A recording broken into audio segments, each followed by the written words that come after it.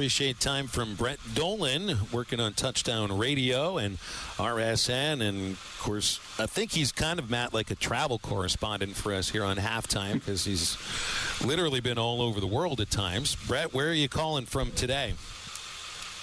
I am here in town. I've become a soccer guy this weekend, something I never thought I would ever say, but Arkansas kicks off their SEC conference play tonight and then again on Sunday, so not as many airplane miles and more soccer than I probably am ready for. So we had fire and rain coming into the break here. How would you use fire? Would you use rain to describe a 13-12, like high-scoring baseball game that you called at Kroger Field, but it was a football game instead? Felt like a Big Ten game for me as far as, you're just waiting to get that football to kick one more field goal that might be good enough to win the game. It was entertaining, and not from an offensive standpoint. I thought Kentucky played really well defensively. And I had never been there for a game. I don't know if you guys have, but it was a better atmosphere than I expected. I mean, the DJ had the music blaring. They were shooting off the fireworks. They did the great light show at the end of the third quarter. The fans were invested and just about got a chance to take down Georgia. And the Bulldogs defensively are really good and kept Kentucky out of the end zone and got just one touchdown in the second half to win the game. So it didn't surprise me then that Georgia dropped a notch in the polls and Texas passed them. They're still formidable, but I think they're going to have a game sometime this year and maybe in the next month where maybe somebody finally gets to them after 3 straight 8-0 SEC seasons.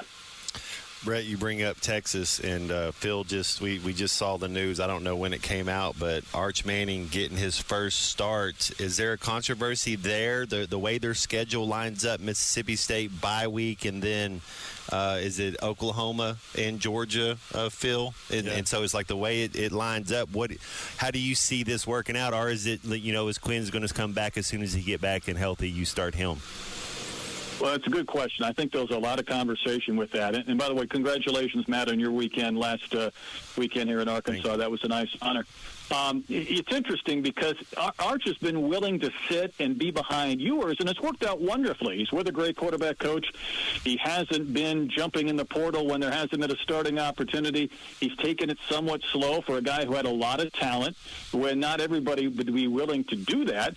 To me, it's always been tough to get him some playing time. He's going to get playing time. I do think Ewers will get his chance when he comes back. He was a legitimate Heisman guy, and we'll see how many games he misses and how that affects that. But it's amazing when you're a team that doesn't maybe necessarily miss a beat. He provides a lot of the talent with a different look, maybe a little better scrambler or runner. Obviously hasn't thrown a ton of passes, but I don't think that's going to be an issue. So the way their schedule lines up, I think it's a great opportunity to get him some minutes. If Ewers has another issue after he comes back, you have Arch Manning ready to go. But for a team that is a legitimate, not just playoff team, but probably a squad that could get a bye or a home game, what a luxury it is to have 2 incredible quarterbacks when most teams and most schools are just trying to find one. Okay, well, how badly in trouble is Kentucky offensively now? They bring in a highly talented quarterback in Brock Vandagriff from Georgia, and had himself a great first game against Southern Miss. The last 2, and admittedly, these are SEC teams. Georgia's defense may be the best in the country. South Carolina may think a little bit different about, but Vandagriff has been bad back-to-back games. He's got to be a lot better. Yeah, he does. They missed Chip Trainum, the Ohio State transfer, who I think would have been their best running back, and they showed some signs of being able to run the football this past weekend.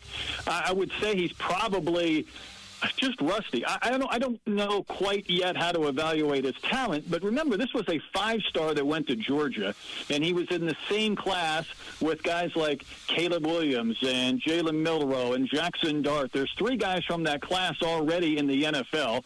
There's 4 or 5 others that are big-time quarterbacks.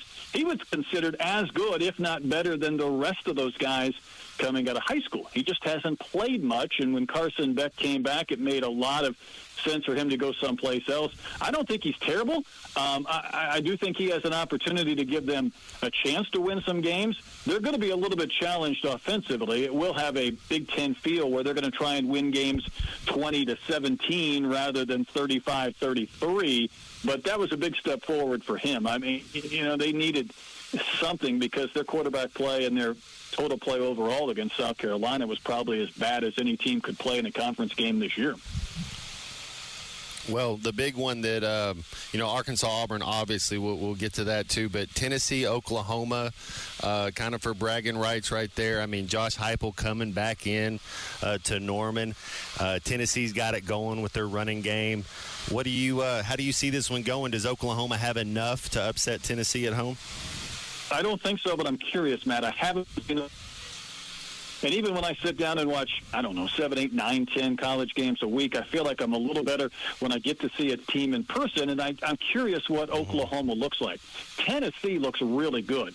And for all this conversation that we have about Texas for good reason, or Georgia, or even Alabama, I think we're missing the boat maybe a little bit with Tennessee. I saw the kid, Nico Iamaleava, if I'm saying that right, in the bowl game, the Cheez-It Bowl game in Orlando. When he ate the start, I've been practicing that one, and I don't even have Tennessee. But Iamaleava, it's a mouthful. This kid's fun to watch, and he's really good. I also think this defense for Tennessee is really good. Now, some of the teams on their schedule, including last week, just about any squad could beat. It was not a formidable opponent, but this could easily be a team that's right there with the top 2 or 3 in the country. For years, it's felt like we've had 2, maybe 3 good teams. Well, if Georgia and Texas are part of that mix, Tennessee, I think, is right there. It's a great test for them with all the storylines that you mentioned. And I'll be curious, I think, to see their defense, what type of message or statement they make this weekend. It's by far the best game for me, I think, when it comes to the slate. That's a pretty lean as far as top 25 matchups, waiting for some other big matchups coming in the next couple of weeks. So that's kind of the game I'm going to be focused on, because I want to see if Tennessee is as good as I think they are, because that young quarterback and their defense gives them a chance, I think, to win just about any game. All right, so let's get Arkansas-Auburn here. And I think in terms of importance, I'll go Spinal Tap here. The importance of this game is an 11. I mean, you have to have this game, and you probably have to have next week, just in terms of what's ahead in the schedule and understanding that, yes, you're trying to get 6 and go from there. This is a winnable game on the road. I don't think there's any doubt. In fact, that the more I'm thinking about this, I think it is a game that Arkansas should win. Does it come down to anything differently than you got whichever team establishes the run, Brett? Because that's kind of what it's been about over the course of the series. Well, I think Arkansas has a pretty good shot with what they've seen from Jackson and his ability to rush, and I won't argue with that at all. I'm really curious about Hank Brown. I didn't even know until a couple of days ago his high school coach was Trent Dilfer, so I don't know if Coach Dilfer has any thoughts for him that he can get on the horn after seeing Arkansas in person last week. I have seen more Peyton Thorne than any human being not affiliated with Auburn or Michigan State should ever have to see. And last year I kept talking about how he was the passing quarterback and Robbie Ashford was the running quarterback. And we had Auburn a couple of times, and at some point we said, he looks like the running quarterback. The guy could run. He caused some problems for Arkansas with his feet last year. I just don't know enough about Hank Brown, but I feel like maybe he has a better chance to get the ball vertically downfield if Auburn is struggling to run the football a little bit. I'm with you, though, Phil. It does feel like this is one of those games, if you're a Razorback fan, not only do you want to win, you almost feel like you have to win. We've seen glimpses of it offensively in the first week, and certainly the first half against Oklahoma State, the second half last week against UAB. A complete game would be something that would go a long ways towards winning the contest. I start to think about the SEC in terms of tiers. And it used to feel like the top tier was really small. It was Georgia. It was Alabama. And maybe it's because of the playoff now, but to me it feels like that top tier is bigger. Georgia, Bama, Ole Miss, Texas, Tennessee. That means the next tier is smaller, the Mizzous and the LSUs. And then you start to get to the third and fourth tier. What does that look like? Is that A&M? Is that Kentucky? You go a while before you get to Auburn. And that hasn't always been the case over the last decade. They're no longer a top-tier team in the SEC. I think Hugh Freeze will do some good things there, but this seems to be a game for the taking for Arkansas, for their accumulation of getting to 6 wins, and one really important for us, I think, to kind of encourage what we'll be talking about for the next several weeks, what trajectory that'll push this season towards. So it would be nice to get a full, complete game, to see Hank Brown not be really effective at quarterback, and see Arkansas put together some positive things, not just to get a win, but to have a chance to get a road win. Yeah, I like Arkansas too. I think we got a real chance. Hey, Brett, I do want to ask you about the big one in the Big 12. It's kind of for the new top dog. You know, Oklahoma and Texas are gone. You get Utah and Oklahoma State. It could be the Chris Winkie Bowl. I think both these quarterbacks are 7-year. You know, they're both over 26 years old, so they've had a lot of reps. Utah, it looks like a pick-em game. Oklahoma State gets them at home. You think Utah has enough firepower? Can they score enough to beat Oklahoma State? I think they could, and I'm with you. I think this is a sneaky, intriguing game. We talk so much about the SEC and Big Ten for good reason, because they're dominating the new landscape of college football. But there are some fun Big 12 games here and there, and that is one. And I don't know if I would give Oklahoma State a slight edge if I had to make a pick because they're at home. But just the way you phrased it, you know, I was talking with my analyst a couple of weeks ago, and we were talking about all the 4th and 5th and 6th and 7th year quarterbacks, and he turned to me and said, "We have 7th year quarterbacks?" And I said, "Well, we have 2 I could think of, Bowman and Rising." So these guys have played a lot of football, and you know, we saw some weaknesses certainly from that Oklahoma State team in the game where Arkansas played. They didn't run the football at all, and Ollie Gordon has continued to struggle against or behind a very veteran offensive line. I didn't think Bowman could make enough plays to win games when Ollie Gordon wasn't a factor. He's kind of found a way to do that a little bit, maybe with that experience or some of his wide receivers. But it's going to be kind of an intriguing one to watch, because certainly I think the winner sets themselves apart as far as kind of the pole position in that Big 12. And I don't think the Big 12 is going to get 2 teams, so it's a matter of who gets that one nod, and they could easily meet again at some point in Dallas in December for that championship game. But it could be a fun one to watch with those veteran QBs leading the way.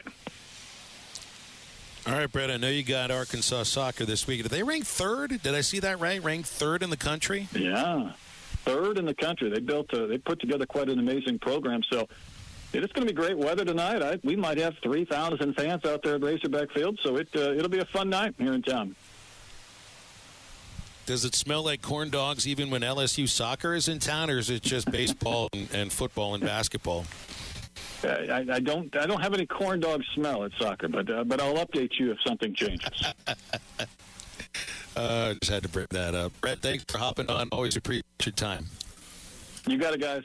BetOnline is your #1 source for all your betting needs. Get the latest odds, lines, and matchup reports for baseball, boxing, golf, and more. BetOnline continues to be the fastest and easiest way to place your wagers, including live betting and your favorite casino and card games available to play right from your phone. Head to the website or use your mobile device to sign up today and get in on the action. Remember to use our promo code BELIEVE, that's BLEAV, for your 50% welcome bonus on your first deposit. Bet online, where the game starts.